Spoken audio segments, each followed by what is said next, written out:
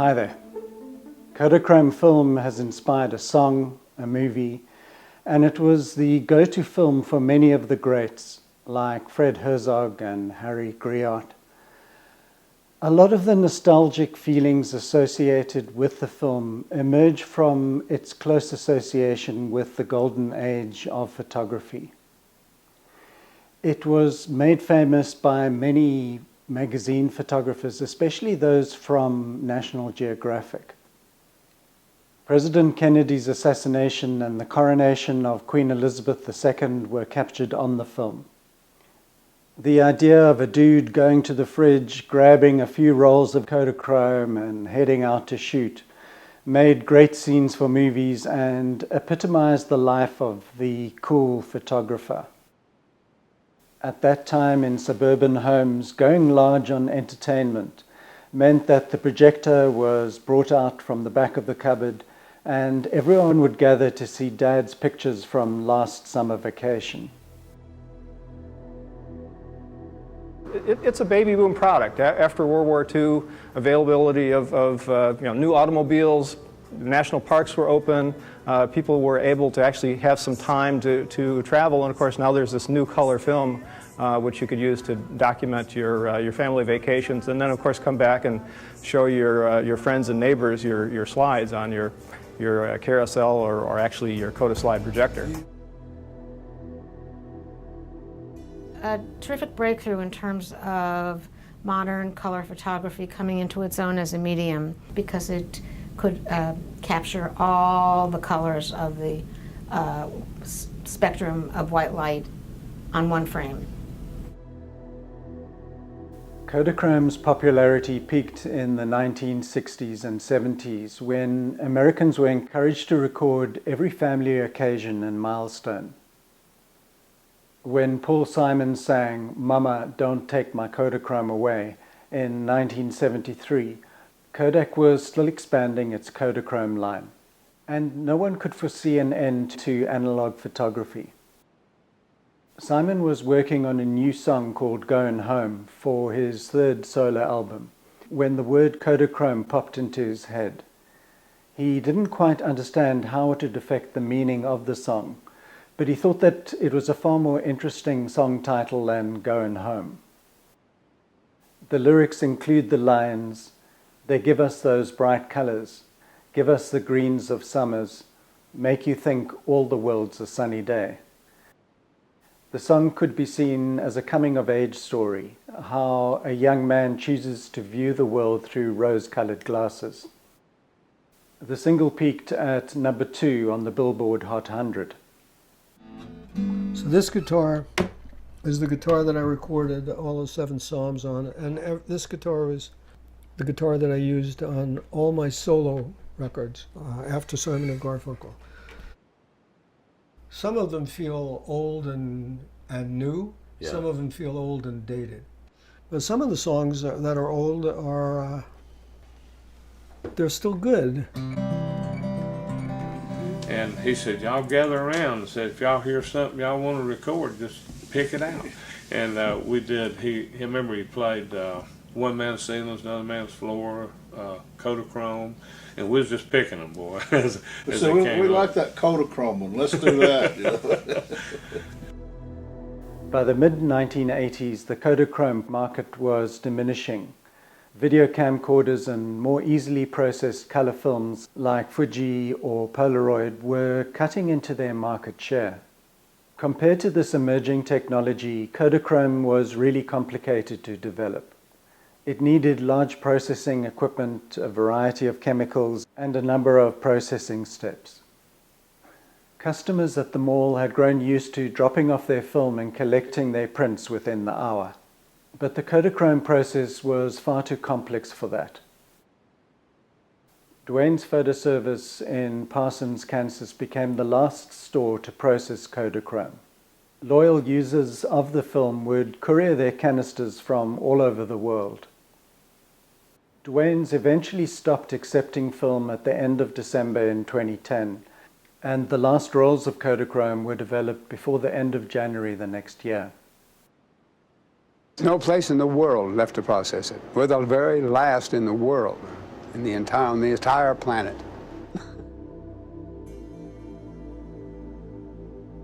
The writers of the movie Kodachrome based their story on this real-life event. The movie centers around a bad boy photojournalist played by Ed Harris, who is dying of cancer. He asks his estranged son Matt to drive him cross-country to Dwayne's store so that he can develop some of his old rolls of Kodachrome. If you were expecting a deep dive into photography or the life of a photographer, you would be very disappointed with this film. Rather, it's a family drama about an aging, grumpy guy trying to rekindle some form of father-son bond. I remember every shot I've ever taken. You remember all of them? Yep. When's my birthday? February 19th. February. Happiness is bullshit. You think Picasso was happy? You think Hemingway was? No art worth a damn was ever created out of happiness, I can tell you that much. That's why we're all such miserable assholes. So you know you're a miserable asshole. What, you think I'm an idiot? Of course I know. It's a road trip film and it isn't bad, and some aspects are completely on the nail. A lot of traveling photographers from that era drank excessively and womanized. They weren't around to be good parents and divorces were standard. Harris's character had a drinking problem, which was often the case during this time with journalists and photojournalists. After an adrenaline-charged day in the field, the hotel bar was the best place to relax. That way of life provided a perfect opportunity to avoid the responsibilities of life. I've always thought that being a roaming photographer was a lot like being a drummer in a rock band. It's funny because there's a scene at the beginning of the movie where you see Ed Harris playing the drums in his house. Kodachrome reversal film was developed by two Leopolds, Leopold Mans and Leopold Godowski. They were both professional musicians and scientists who began experimenting with color photography after being very disappointed when they had watched a movie and seen that the color reproduction was really poor. They joined the Kodak Research Laboratory in Rochester and developed a highly complex 20-step process. It required large machinery, 4 separate developing solutions, and exacting temperature conditions.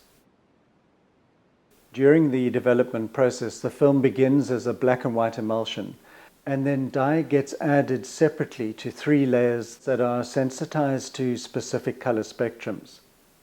The product was initially used by the motion picture industry, but then they expanded to include the camera market. The film replaced the existing autochrome and quickly became the dominant film process. Kodachrome 64 slide film discontinued in 2009, and Kodak gave the last roll of film to Steve McCurry to shoot, even though by this time he had shifted from analog to digital.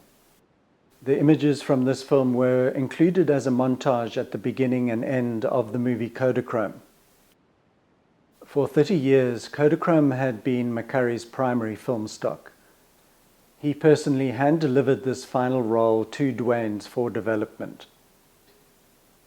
He had shot his iconic Afghan girl portrait on Kodachrome, but then later returned 17 years later to photograph the same woman with Kodak's easier-to-develop Ektachrome. For McCurry, having secured the last roll of film, he then had to figure out what he was going to do with it. He set aside 6 weeks to focus on these 36 frames and self-funded the project so that he could produce work that was significant to him. My name is Steve McCurry. I'm a photographer. I started my photography career in college. When I got out of school, the first job that came along was working on a newspaper. But my real ambition was to find a profession, hopefully in photography, which would allow me to travel and see the world. So after 2 years of the newspaper, I left. I got a ticket to India and went there with a couple hundred rolls of Kodachrome and started my freelance career. I got my first assignment from National Geographic.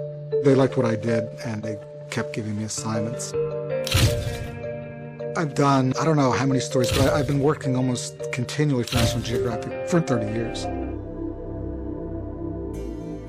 He started out by walking around New York taking test shots on his digital camera, but his ideas just weren't coming together. Then he came upon the idea of doing portraits. He managed to persuade the actor Robert De Niro to pose for him, and the results helped him to shape a template.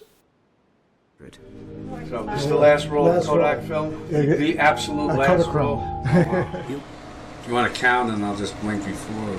Yeah, I'll count on 3. 1, 2, 3. Okay, that's one exposure, and then I'm going to try one at 4. He had always been enticed by India. It offered the cultural and visual depth that he was looking for. So he continued building his portrait series by focusing on a tribe in India whose nomadic way of life was disappearing. The plight of this tribe seemed like a perfect match for a project that was emphasizing the end of a photographic era.